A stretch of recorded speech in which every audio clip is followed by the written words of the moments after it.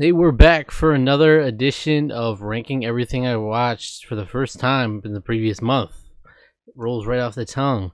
And the irony is not lost on me that literally in the last installment of this, I was like, I want to make it a personal goal of mine to have at least 10 movies to talk about per month. Because, for ranking's sake, it gives a little more. There's at least something to chew on there. And also just a good goal to have to keep myself watching new movies or movies I haven't seen more regularly. But I promise there were reasons that I had perfectly planned to watch a couple movies that would have got me right in there, right at the buzzer. But then some little bit of emergencies came up and threw off my plans. So my apologies. Honestly, the most annoying thing to me is that I watched the whole How to Train Your Dragon trilogy, and I've been trying to, I was being mindful of, with Final Destination, I wanted to have all that in 1 month, not awkwardly have, 5 out of the 6, or 4 out of the 6 movies in 1 month, and then 2 out of the 6 in the other. So I really wanted to have the live-action remake. I wanted to watch that and then have it in the same ranking, but unfortunately, it will not be the case. And I still, as I sit here today, I have not seen the live-action remake. Hopefully I can in the coming week. But there's a bunch of different movies I want to see now, too. But as I always say, this is a ranking that I do really try my best to make as accurate as possible for my favorites of the month. But at the end of the day, it is just an excuse for me to talk about the movies I watched for the first time. Right? Any rewatches? I did rewatch a couple different movies recently, and then none of them will be included in this ranking. It's only fresh first-time watches, or in some cases I do make exceptions for things that I've only watched as a child, and now I'm watching as basically like a fresh watch. But obviously, I'll make note of that if any of that comes up. But without further ado, I think it's cool because it's not a lot of movies, but all these movies are good movies, in my opinion. So there's no duds or really bad ones like there have been in the past. So as always, sound off below any thoughts you have on any of the movies named off here. Do you think they would be ranked higher for you? What are your thoughts and feelings on them? Let me know. Number 8, How to Train Your Dragon 2. This is an interesting one because I think I'm a bit of an outlier on this.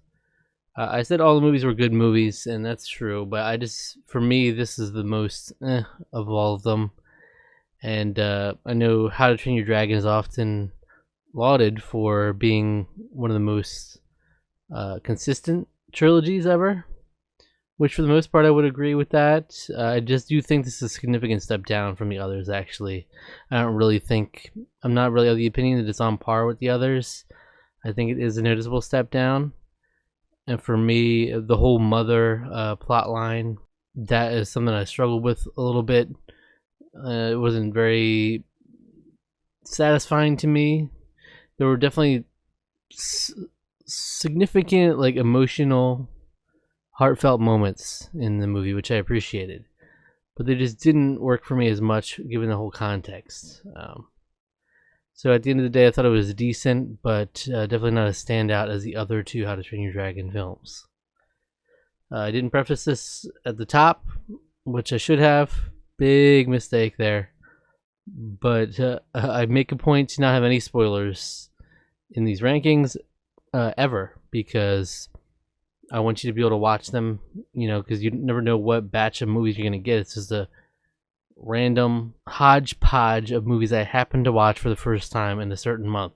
I want you to be like, oh, I can't listen to him talk about this movie, or I don't even know what's coming, so I'm just not even going to try. Spoiler free all the way. Number 7, The Life of Chuck. This is a movie that came out technically in 2024, but came out in the US in wide release this year, and so I consider that a 2025 release for my purposes. If I do a video at the end of the year with 2025 movies, I would consider something like this in that. But Anyway, it's a film by Mike Flanagan, who is best known for directing series like The Haunting of Hill House, Midnight Mass, The Fall of the House of Usher, The Haunting of Bly Manor, The Midnight Club. These are all series I actually like all of them quite a bit. A couple of them in particular are some of my favorite series ever, and love his work. So I was definitely wanted to check this out because I had never seen any of his films. I've never seen any of his films before, so it's a new experience for me. And overall, I came out with generally positive opinions of the movie, though I do think it's not a masterpiece by any means. It does really drag in the first half, in my opinion, and where you're still trying to find your bearings, but it really does kick into a new gear in that second half, and the payoff makes it worth it in some ways. There are a couple scenes in particular that I love and would love to bottle them up, and then one scene in particular that I think will be the scene I remember this movie for, if nothing else, for years to come. And so if you want more detailed thoughts and going into spoilers, you can check out our review that we did over at Tarkaron, Tarqaron. I reviewed it with Alec, my friend there, and we reviewed all of Mike Flanagan's series, and this was our first film review for him as well, so that's cool. That'll go much more in depth if you want that. Number 6, 8th Grade. This is a random one that I think it's more of an indie film that I really didn't know about, but I'm happy to like find these little gems scattered about. And really, it's sometimes it's just a movie that I'll see that someone I follow on Letterboxd fucked with it, gave it a high score, whatever it may be, and I'll just add it to my watch list if it piques my interest in that way. And then sometimes I'll just go through my watch list. Sometimes I'll pull one from random, and then you get a movie like this in the mix that seems kind of out of left field. But at the end of the day, it is a coming of age story, and I think it's done really well. It really does a great job at evoking that awkwardness of those years, and just gives you snapshots of these key, like, teenage awkwardness moments. And the main actress, let me make sure I got her name right here, Elsie Fisher.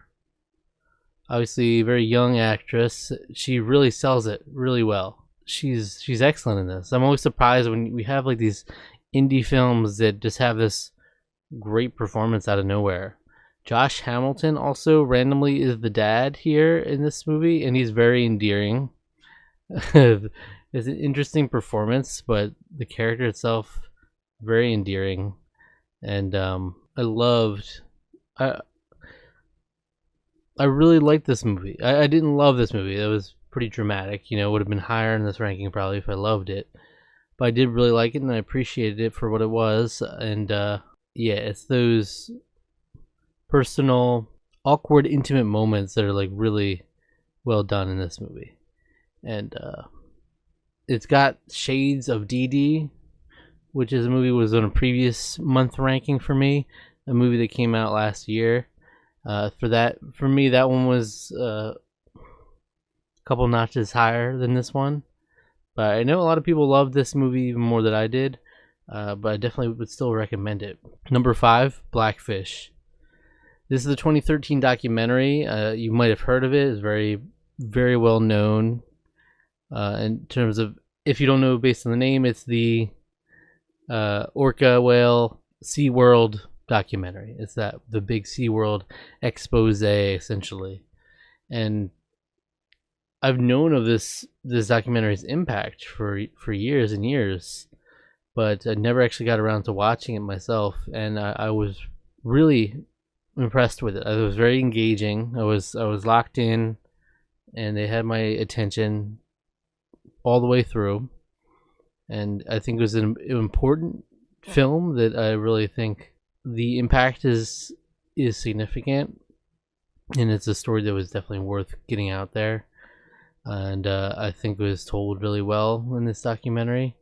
You got a couple different perspectives, first-hand perspectives, And it's funny because I literally, like, without seeing this movie, I've always had a negative connotation over SeaWorld because of the content of this film. And yeah, it's a great documentary. Number 4, Elio. Disney Pixar's Disney Pixar's Elio, the latest Pixar film, and was severely underperformed in the box office. Doesn't majorly surprise me in terms of like Disney's track record as of late has been spotty. So you've seen like some struggles, whether in all Marvel, Star Wars, and Disney Pixar. It's like only when they step into these sequels, like Inside Out 2, or these live action, not all live action remakes, but certain ones like Lilo and Stitch, do you really see like a fervor to see in the theaters. And we do talk about that and this movie in more detail over on Tarkaron as well. We did a review of this. I just do want to say overall, I did really like the movie. Overall, I don't think it might be one that sticks with me in a deeper level years down the road. I don't know. Obviously, films can age so differently for so many different people. It might age like fine wine, and I might appreciate it even more 10 years from now, but I just don't know that to be the case. And my hunch is that it's more surface level. Like, I enjoyed it. It was sweet, had a nice message in the end. I like the space exploration curiosity element that we got here, but it doesn't go too much deeper than that for me. Number 3, How to Train Your Dragon. This might come to as a shock to some of you if you're keeping track of the How to Train Your Dragon trilogy, that one has not come up yet. But one of the films has not come up yet. One just came up. Number 1 right here, How to Train Your Dragon. Finally got around to watching these movies for the first time, and the first one just hits, I think. I wasn't like super blown away, like 5 stars about this, but I do think there's something special here, and you can tell, and it's like lightning in a bottle here. So in that way, I definitely understand this being a lot of people's favorite of the trilogy, and I love the simplicity of it, the sweetness of it. You're seeing that relationship between Hiccup and Toothless is really coming to fruition, and there's a whole culture shift, and it's like it's pretty monumental. So high marks, obviously. It's up here in the rankings, but one of the movies does edge it out. Number 2, How to Train Your Dragon: The Hidden World. Now, I don't know. I've only seen like just a few people's scores, the general scores on Letterboxd. I know all 3 movies are received well, but I don't know if I think it's probably a hot take to say that the third How to Train Your Dragon is the best. I just think it really hit for me on another level.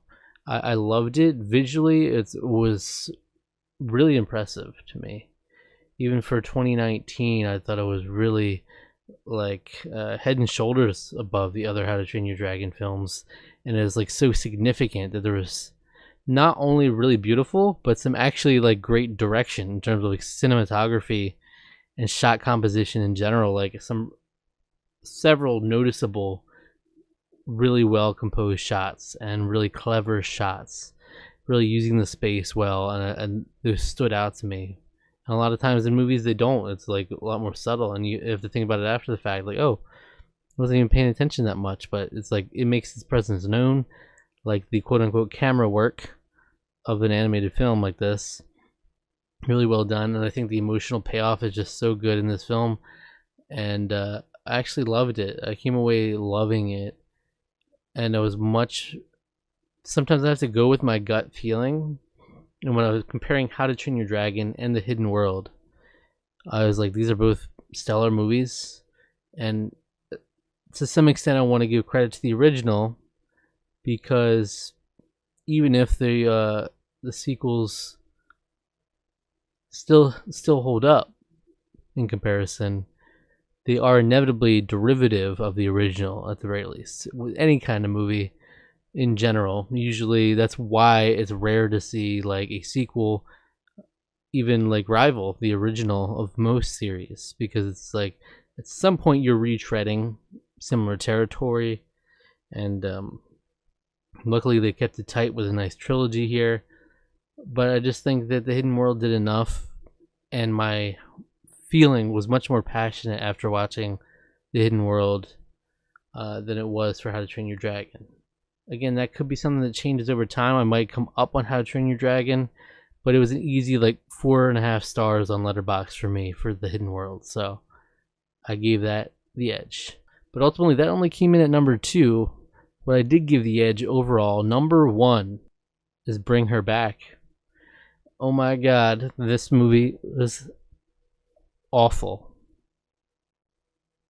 In the sense that it was horrific. It was it's a tough watch, and this is a movie that definitely, I can safely say, some people would not enjoy. If you're faint of heart, if you're faint of stomach, these kinds of things, like, you gotta have some tough skin watching a movie like this. And I think even people with tough skin are gonna have a hard time. It's one of those movies that gives you like, you get like a visceral reaction watching it. It's one of those horror movies that is so brutally effective and does some weird, disturbing stuff. And I think the key of it all, I watch a reviewer often on YouTube. His name is Dan Merle. He's one of my favorites, and I think he nailed it on the head in terms of why this movie in particular is so off-putting and why you have such a reaction to it. And that's because a lot of it does center on kids at the center of it all, and that's a tough watch for anybody, I think. And there's some disturbing scenes when it comes to that, like really, but it's really awesome horror. And to my shock, after I watched this, to learn that it was directed by Danny and Michael Filippo, who are known for a YouTube channel called Raka Raka, which is crazy. I think even on my original YouTube channel, I have a reaction video to an old Raka Raka video. It's probably a decade old at this point, my reaction. It's like a Ronald McDonald Playhouse Slaughter or something. Like, they were known for doing these gratuitous violence YouTube skits, stuff like that. And I was shocked. I had no idea they were in this directing scene like this. Now, apparently they were known for having a really great, it was received really great horror film called Talk to Me, which I guess has similar vibes or the same kind of energy, like disturbing on some level. Don't know if it goes to the level of this, but I definitely want to check that out at some point. Now, so yeah, I love To Bring Her Back. I thought it was really effective. Some great performances from both our main actress, who is Sally Hawkins, and amazing performances from some of our young actors and actresses. Billy Barrett as Andy, Sora Wong as Piper, and Jonah Wren Phillips as Oliver. All stellar. And they all do a great job at carrying this movie in different points, and really is something special here. Not a light watch by any means. Not something you can just throw on casually. You know, you got to be in the right headspace and be ready, mentally prepared. You know, set aside some time for this movie. But it does deserve it if you're open to it. All right.